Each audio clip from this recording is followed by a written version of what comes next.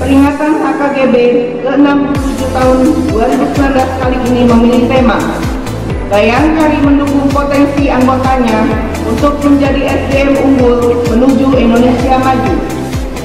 Melalui tema ini diharapkan muncul budaya organisasi yang baru, yaitu budaya untuk selalu mengembangkan kapasitas sumber daya manusia yang dapat mendukung perwujudan visi dan misi organisasi yang akan berkontribusi terhadap kemajuan bangsa Indonesia.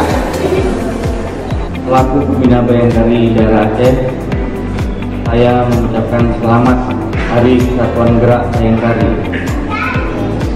Di usia ke-67 ini, organisasi Bhayangkari akan dapat terus meningkatkan peran dan eksistensinya dalam mendukung tugas Polri.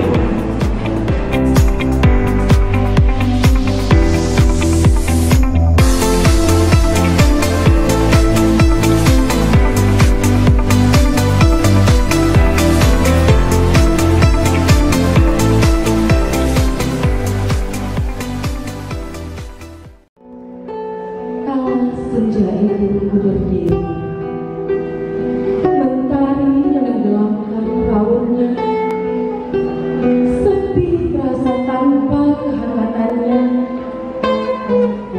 tatapan jauh dari tepi kesunyian, menantikan yang akan datang.